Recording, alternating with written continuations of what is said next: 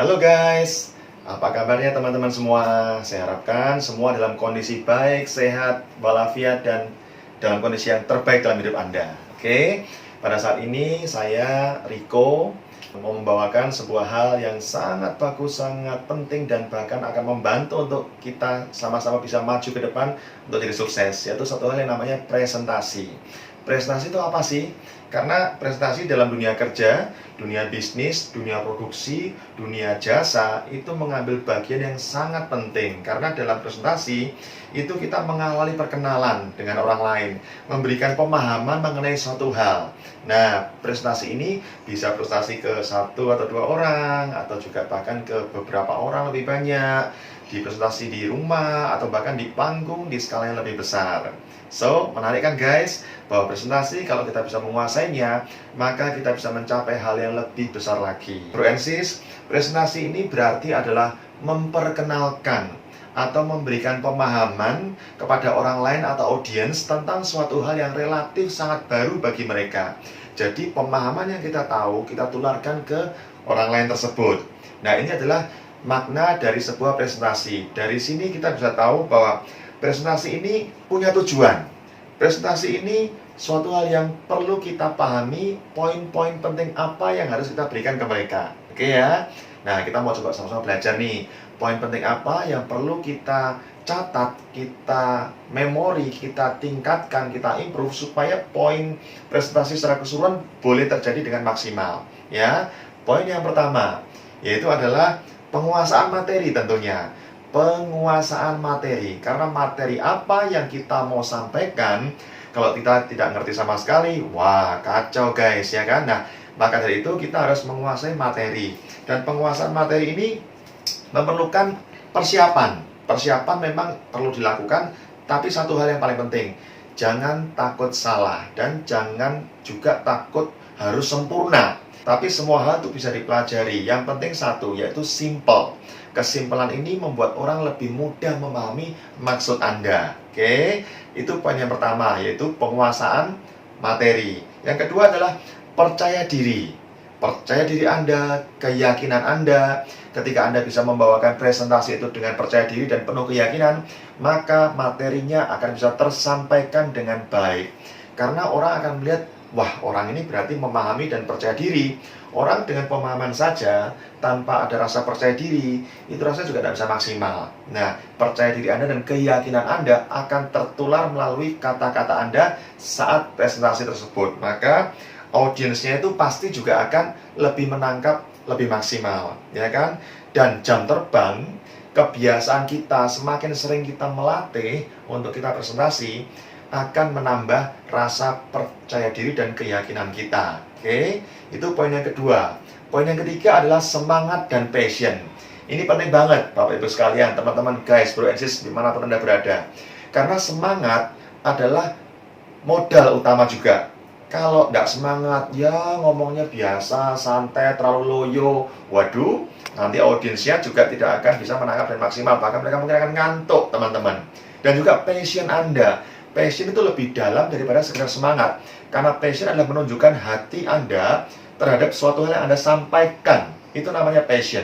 Nah, semangat dan passion Anda ketika Anda boleh tularkan ketika saat presentasi, itu akan memenangkan hati banyak orang. Oke. Nah, lanjut poin yang keempat. Oke. Poin yang keempat adalah bahasa yang sesuai dengan audiens atau pendengar Anda atau orang lain. Ketika kita ngomong dengan orang yang memiliki akademis yang tinggi, mereka kuliah atau apa, kita boleh menggunakan bahasa sesuai dengan mereka. Mungkin bahasa-bahasa modern juga boleh. Tapi ketika kita menyampaikan ke audiens yang memiliki mungkin orang sederhana, usahakan dengan kalimat sesederhana mungkin. Jadi jangan ngomong tidak sesuai dengan mereka, karena mereka tidak akan bisa menangkapnya dengan maksimal. Bahasa yang sesuai dengan audiens ini juga bisa memberikan Anda menjadi seorang yang selevel dengan mereka. Ya, jadi kalau orangnya sederhana, Anda juga jadi levelnya sederhana. Kalau orangnya mungkin high class atau modern, Anda juga bisa mengikuti gayanya mereka. Oke, karena bahasa yang sesuai ini itu menjembatani materi yang Anda mau sampaikan kepada audiensnya. Kemudian bahasa ini juga hal yang sangat penting. bahasa pengucapan kata yang sangat jelas, artikulasi Anda jelas, maka orang akan enak untuk mendengarkannya. Artikulasi adalah kata-kata yang terucap dengan jelas, tidak keberibet atau gimana gitu ya. Saya sendiri juga masih belajar, bro and sis. Nah, selain artikulasi, Anda juga harus berusaha untuk memberikan intonasi atau naik turunnya nada suara. Jangan terlalu tinggi terus ngomong terlalu keras banget juga tidak bagus. Ngomong terlalu loyo juga tidak bagus. Tapi Anda memiliki intonasi yang jelas, itu yang bagus. Di saat Anda butuh ngomong tinggi, Anda juga ngomong tinggi di poin itu. Anda ngomong rendah, Anda ngomong datar, bisa hidup suasananya. Kemudian ketika itu juga perlu yang namanya jangan sampai mengulang kata-kata tertentu. Seringkali ada orang yang berbicara di depan, orang ini terbiasa untuk mengulang kata-kata tertentu, frase-frase kata tertentu, betul nggak? Atau apa-apa itu diulang berkali-kali, itu mengakibatkan orang itu kadang-kadang tergelitik untuk orang ini nanti dihitung berapa kali ya ngomong kalimat itu seperti itu teman-teman sekalian. Jadi usahakan untuk tidak mengulangi kata-kata tertentu ya. Nah, itu adalah salah satu beberapa poin yang penting ketika kita untuk menggunakan bahasa yang cocok untuk audiens, sesuai untuk audiens ya. Poin yang kelima adalah menggunakan humor atau ya ibaratnya sedikit guyon teman-teman sekalian.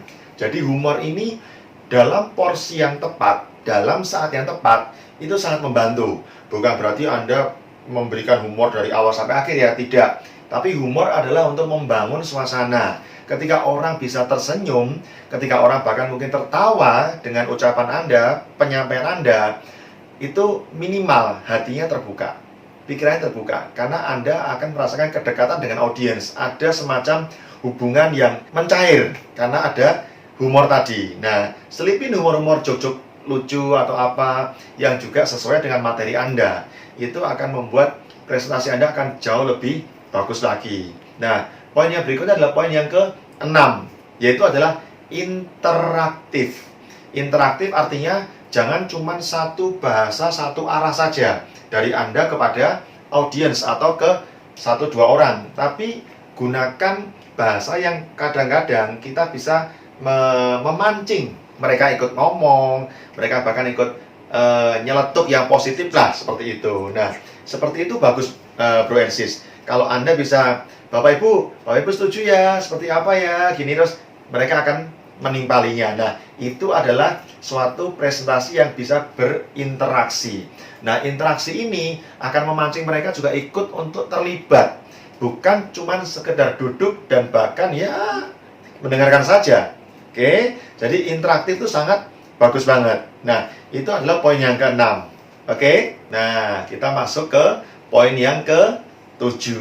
Poin ini adalah tentang bahasa tubuh atau body language. Nah, body language ini adalah your body language may shape who you are.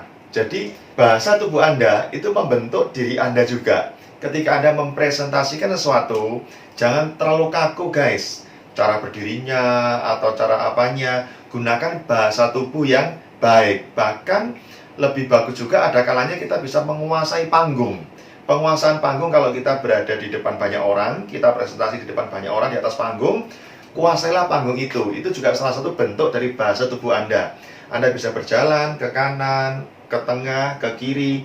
Dan ketika poin-poin yang paling penting, Anda mungkin ngomong di tengah dan agak mendekat kepada audiens. Karena ketika Anda bergerak mendekat ke audiens, itu akan terlihat penekanan Anda terhadap poin-poin yang sangat penting yang mereka perlu tangkap lebih jelas lagi. Dan penguasaan panggung ini juga membuat Anda lebih rileks, teman-teman sekalian. Ketika Anda sambil berjalan, Anda akan rileks dan akan memancing kata-kata atau pemikiran atau bahasa yang lebih kreatif lagi dibandingkan dengan Anda kalau sedang diam saja. Karena Anda bergerak, Anda akan lebih kreatif lagi. Bahasa tubuh dari presenter sangat penting banget. So, jam terbang Anda juga pasti akan membuat bahasa tubuh Anda lebih baik lagi. Dan satu lagi yang penting juga, yaitu bahasa tubuh dari audiens. Nah, atau pendengar Anda, entah itu satu orang, dua orang, atau banyak orang. Ketika Anda menyampaikan presentasi, bukan komunikasi satu arah, tapi komunikasi dua arah. Komunikasi bukan cuma verbal kata-kata, tapi juga dari bahasa tubuh. bahasa tubuh yang orang itu nyaman mendengarkan, atau ngantuk mendengarkan, atau I don't care, atau punya kesibukan lain, Anda juga punya sensitivitas terhadap itu, apa yang dilakukan audiens Anda. Nah, ketika Anda bisa menarik perhatian audiens Anda, otomatis bahasa tubuh mereka akan mencerminkan suatu ketertarikan. Mereka tidak duduknya sambil bersandar, terlalu santai atau apa. Itu Anda akan bisa lihat di atas panggung. Nah, memang kita mungkin tidak bisa mendapatkan hasil yang sempurna. Semua orang pasti excited seperti Anda, tapi minimal Anda bisa membaca situasi dan Anda bisa improve diri Anda bagaimana membawakannya supaya bahasa tubuh yang Anda baca saat Anda menjadi presenter tadi itu bisa ditingkatkan karena ada interaksi dua arah.